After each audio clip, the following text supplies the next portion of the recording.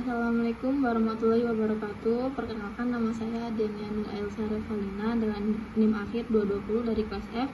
Ingin mempresentasikan hasil kerja saya. Artikel yang pertama, pelatihan desain pamflet menggunakan aplikasi Canva bagi siswa jurusan Tata Boga SMKN 4 Banjarmasin.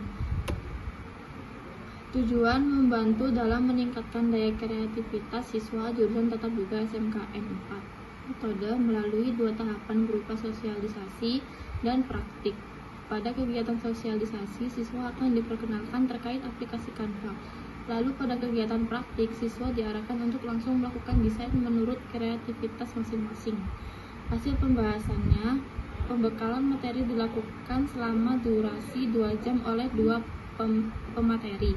Kegiatan praktik berlangsung selama 3 jam. Sosialisasi ini membawakan materi-materi dasar terkait perkembangan teknologi, pengenalan akan aplikasi Canva beserta kegunaannya, serta praktik dalam Canva untuk membuat desain.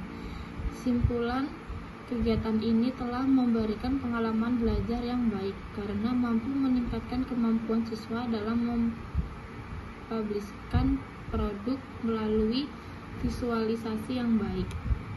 Artikel yang kedua, pengembangan media pembelajaran video interaktif from service mata pembelajaran Tata Hidang di SMKN 1 Sewon. Tujuan meningkatkan media pembelajaran dengan video interaktif from service serta mengidentifikasi presentase kelayakan media pembelajaran video interaktif from service di SMKN 1 Sewon. Metode melakukan riset atau pendekatan research dan development yang dikembangkan dengan dibantu model pengembangan berupa 4D, yaitu define, design, develop, dan disseminate. Kegiatan ini dilakukan langsung dengan melibatkan 2 orang ahli materi, 2 orang ahli media, dan siswa kelas 12 Jasa Boga 3 dan 12 Patisserie sebanyak 34 orang. Data yang digunakan adalah data kualitatif, data berupa kalimat, dan data kuantitatif, data berupa angka.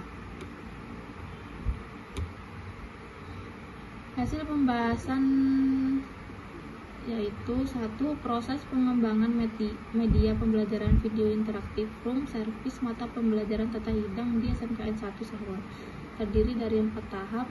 2. Hasil penilaian kalayak media pembelajaran video interaktif from service mata pembelajaran Tata Hidang oleh ahli materi mendapatkan rata-rata 123 93,18%. 3. Hasil penilaian kelayakan media pembelajaran video interaktif from service mata pembelajaran Tata Hidang oleh ahli media mendapatkan rata-rata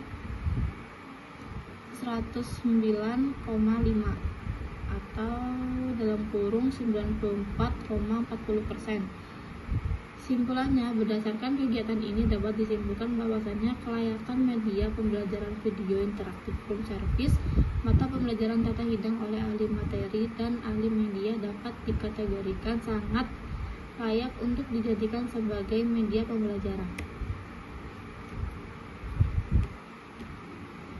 Artikel yang ketiga, pengembangan blog sebagai bahan ajar pengolahan dan penyajian makanan kontinental untuk meningkatkan hasil belajar siswa SMK program studi Tata Boga. Tujuannya 1. Mengembangkan blog sebagai bahan ajar pengolahan dan penyajian makanan kontinental untuk menguji kelayakan blog menjadi bahan ajar pengolahan dan penyajian makanan kontinental. Yang kedua, menguji efektivitas penggunaan blog sebagai bahan ajar pengolahan dan penyajian makanan kontinental. 3. Menganalisis kepraktisan blog sebagai bahan ajar pengolahan dan penyajian makanan kontinental. Metode tahap dalam proses penelitian ini adalah 1. Studi pendahuluan, 2. Perencanaan, pengembangan, dan validasi, 3. uji coba produk. 4. Menetapkan produk final. Metode yang digunakan dalam pengumpulan data adalah observasi dan angket, kemudian data yang diperoleh dianalisis dengan teknik analisis deskriptif dan uji. Hasil pembahasan 1. Tampilan dan menu-menu dalam blok sebagai bentuk pengembangan bahan ajar pengolahan dan penyajian makanan kontinental. 2. Hasil validasi media diperoleh angka 79,50 dengan kriteria layak sehingga blok layak digunakan. 3. Hasil validasi kelayakan materi diperoleh hasil 78,65 dengan kriteria layak. 4. Peningkatan hasil belajar sesudah menggunakan blok sebagai bahan ajar pengolahan dan penyajian makanan kontinental dengan kriteria sedang. Kesimpulannya, kelayakan blok yang dikembangkan sebagai bahan ajar pengolahan dan penyajian makanan kontinental dinyatakan layak oleh ahli media dan ahli materi karena mampu meningkatkan kemampuan anak didik dalam pembelajaran. Artikel yang keempat, pengembangan e-modul produk pastry dan bakery berbasis Android SMK kompetensi keahlian tata boga. Tujuannya mengetahui hasil dari pengembangan e-modul mata pembelajaran produk pastry dan bakery berbasis aplikasi Android yang menghasilkan produk e-modul dinilai dari segi kelayakan, kepraktisan, serta keefektifan dari media tersebut terhadap hasil belajar siswa. Metodenya menggunakan penelitian dan pengembangan R&D dengan pendekatan penelitian kuantitatif yang bertujuan untuk mengembangkan suatu produk baru atau menyempurnakan produk yang sudah ada.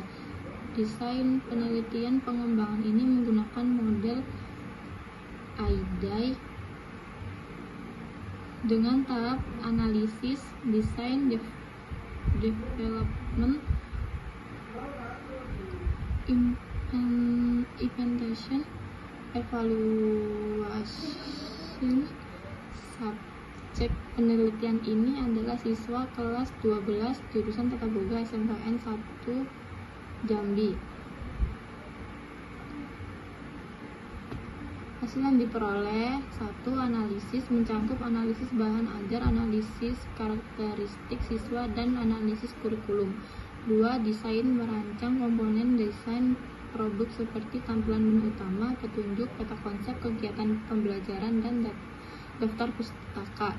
3. Development mengecek perkembangan e-modul, tambahan validasi dari ahli materi, ahli media, dan validasi user, serta merevisi e-modul yang telah divalidasi. 4. Implementasi penerapan e-modul berbasis Android di SMKN 1 Jambi. 5. Evaluasi dilakukan dengan 2 jenis, yakni evaluasi formatif, validasi ahli media dan ahli materi, dan sumatif hasil belajar siswa. Kesimpulannya, berdasarkan validasi ahli media mendapat rata-rata skor sebesar 3,92 dengan kriteria layak, sedangkan penelitian oleh ahli materi mendapatkan rata-rata skor sebesar 4,23 dengan kriteria sangat layak. Artikel yang kelima, penerapan literasi digital dalam meningkatkan motivasi dan prestasi belajar siswa pada mata pembelajaran produk KIK dan Kue Indonesia.